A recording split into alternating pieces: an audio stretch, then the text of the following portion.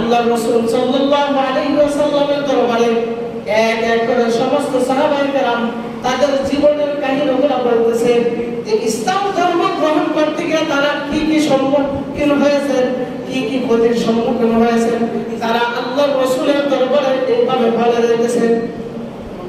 ধারাবাহিক যখন বলতেছেন আল্লাহর রাসূল সাল্লাল্লাহু আলাইহি ওয়াসাল্লাম শুনতেছেন। হযরত আবু বকর বলেন, যখন আমার সময় চলে আসলো আমি রাসূল সাল্লাল্লাহু আলাইহি ওয়াসাল্লামের দরবারে দাঁড়ায় গেলাম।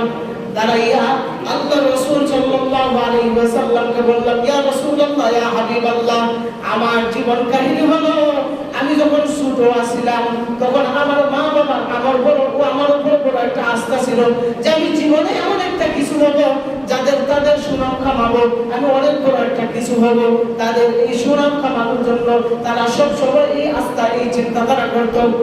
একদিন আমার বাবা আমাকে পূজা মণ্ডপের তাণ্ডবে এই মণ্ডপের মধ্যে নিয়ে গেল।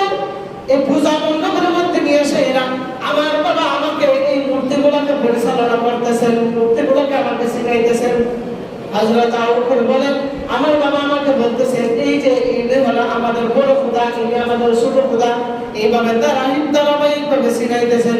আর বলতেছেন তোমার জীবনে যা কিছু ইচ্ছা আছে, যা চাওয়ার আছে, সমস্ত এই মূর্তিগুলোর সামনে তুমি চাইবা, তারা এইটা ব্যবস্থা করে দেবে। বলেন নাউযুবিল্লাহ। বলেন তো জীবনে যা কিছু আছে চাওয়াবা, এগুলো পূরণ করে কে? দুনিয়ার কোনো মূর্তি পূরণ করতে পারে? আবু বকর বলেন, এই কথাগুলো যখন আমার সামনে, এই মূর্তিগুলোর সামনে যখন আমার বাবা আমাকে বলতেছেন, বলার সাথে সাথে তখন আমার বাবা সরে গেলেন। সরে যাওয়ার পরে আমি একে একে তাকে এক একটা মূর্তিকে এক একটা জিনিস জিজ্ঞাসা করতে শুরু করলাম। প্রথম মূর্তির কাছে গেলাম, গিয়ে বললাম আমার খিদা লাগছে, আমাকে খাবার দাও। বলেন তো মূর্তি কাউকে খাবার দিতে পারবে? আরে জোরে বলে না, মূর্তি কাউকে খাবার দিতে পারবে? আবু বকর বলেন, প্রথম বড় খোদাকে বললাম, হে আমার বাবার খোদা, বাবা বলছে তুমি নাকি আমার খোদা, তুমি আমাকে খাবার দাও। মূর্তি কোনো কিছু কথা বলে না। হযরত আবু বকর বলেন, আমি রাগান্বিত হয়ে গেলাম। তখন আমি ছোট, রাগান্বিত হয়ে গেলাম। হইয়া পরে মূর্তিকে আবার জিজ্ঞাসা করলাম, আমার পানির প্রয়োজন, পানির ব্যবস্থা করে দাও। মূর্তি কোনো কিছুই বলে না। আমার রাগ তো আরো বেশি উঠে গেল। তৃতীয়বার আরেক মূর্তিকে বললাম, আমি অসুস্থ আছি, সুস্থ করে দাও। কোনো জবাব দেয় না। এরপরে আমি মূর্তিকে পাথর হাতের মধ্যে নিয়ে মূর্তিকে বললাম, আমি যা কিছু চাইছি আমার বাবা বলছে তোমার কাছে চাইলে নাকি যা পূরণ করো, আমি যা কিছু চাইছি তুমি তা আমার পূরণ করে দাও। মূর্তি কোনো কথা বলে না, এমনি বলে, যদি কথা না বলো আমার হাতের মধ্যে যে পাথর দেখছো, পাথর দিয়ে তোমার মাথাগুলো আমি বেরিয়ে ফেলবো। মূর্তি কোনো জবাব দেয় না। এমনি হযরত আবু বকর বলেন, মূর্তির সামনে আমি পাথরটা হাতে নিয়ে সমস্ত মূর্তিগুলোকে মুহূর্তের ভিতরে ভেঙে ফেলেছি। সুবহানাল্লাহ। যখন পূজার মধ্যে এই মণ্ডপের মধ্যে যখন এইভাবে মূর্তিগুলো মাথা ভেঙে ফেলছে, বলেন তো এই মানুষগুলো তো সামনে আছে, এদের মধ্যে কেউ কি শান্তিতে বসে থাকবে? জোরে বলে না, শান্তিতে বসে থাকবে? আরে সবাই পূজা করতেছে, সবাই পূজা বলে, সবাই স্বীকার করে তারা পূজা করতেছে। এর মধ্যে পাথর লয়ে সব মূর্তির মাথা ভেঙে গেছে। মাথা যখন বাড়ছে, হযরত আবু বকর বলেন, বাবা আমার উপর খুব রাগান্বিত হলেন। রাগান্বিত হইয়া বাবা তাড়াতাড়ি কি করলেন, আমাকে চঙ্গল মেরে ধরে আমাকে বাড়ির দিকে নিয়ে যাইতেছেন। তবে কোনো আঘাত করেন নাই, আমাকে আঘাত না করিয়া বাবা চলে গেলেন বাড়িতে। বাড়ির দিকে আমার মাকে ডাক দিলেন, তুমি কোথায়? কি হয়েছে? ওইদিকে আসো, তোমার ছেলে কি করছে দেখো। কি করছে আমার ছেলে? তো তোমার ছেলেকে নিয়ে গেছি পূজা মণ্ডপে, যে আমাদের খোদাকে চিনাইবার জন্য, যার কাছে চাইবে সবাইকে চিনাইবার জন্য আমি নিয়ে গেছি। হে কি করছে কে জানো? কি করছে? হে কি আমাদের সমস্ত খোদাগুলোর মাথা ভেঙে ফেলেছে। সুবহানাল্লাহ।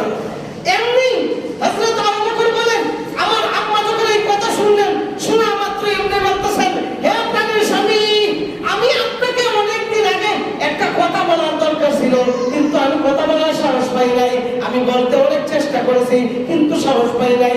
আজকে যেহেতু একটা সমস্যা হয়ে গেছে, আজকে বলার সুযোগ হয়ে গেছে, যদি আপনি আর কিছু না বলেন তাহলে আপনাকে আমি কোনো কিছু একটা বলবো। তখন বলতেছে, কি বলবা তুমি আমাকে বলো।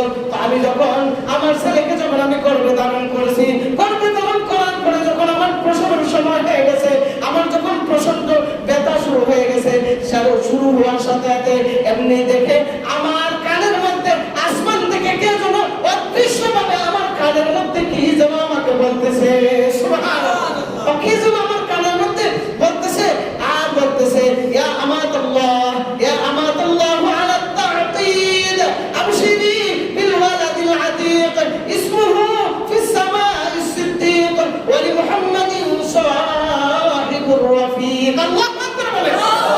আমি জানি আমার কানের মধ্যে বলতেছে, এ আল্লাহর বান্দি, তুমি এমন এক সন্তানের মা হয়েছো, সুবহানাল্লাহ বলে। তুমি এমন এক সন্তানের মা হয়েছো জানো, যেই সন্তানকে আল্লাহ পাক রব্বুল আলামিন এমন ভাবে কবুল করেছেন, এমন ভাবে কবুল করেছেন। আল্লাহু আকবার। তিনি বলেন আবশিরি বিল ওয়ালাদিল আতীক, এই সন্তানের সুসংবাদ আল্লাহ তাআলা এমন ভাবে তোমাকে দিয়েছেন, যেই সন্তানের নামটা আল্লাহ তাআলা জাহান্নাম থেকে কেটে আল্লাহ তাআলা জান্নাতে উঠায় রাখছে, সুবহানাল্লাহ। শুধু তাই নয়, শুধু তাই নয়, ইসমুহু ফিস সামা'i সিদ্দীক, তোমার এমন সন্তানের তুমি মা হয়েছো, যেই সন্তানের নামটা দুনিয়াতে আসার সাথে আগে আগে আল্লাহ তাআলা আসমানে সিদ্দীক বলে আল্লাহ তাআলা নামটা রেখে দিয়েছেন, সুবহানাল্লাহ। হ্যাঁ, হযরত আবু বকর রাদিয়াল্লাহু তাআলা যে উনি দুনিয়াতে আসার আগেই উনার মাকে বলেন তার নামটা লিপিবদ্ধ করা হয়ে গেছে আসমানের মধ্যে সিদ্দীক, সুবহানাল্লাহ। সিদ্দীক বলে নাম লেখা হয়ে গেছে। কথাই নাকি, ও মা, তুমি কি জানো এমন এক সন্তানের তুমি মা হয়েছো, ওলি মুহাম্মাদিন সাহিবুর রফিক, তিনি হবেন মুহাম্মদ সাল্লাল্লাহু আলাইহি ওয়াসাল্লামের সাহায্যকারী এবং সঙ্গী এবং বন্ধু, সুবহানাল্লাহ।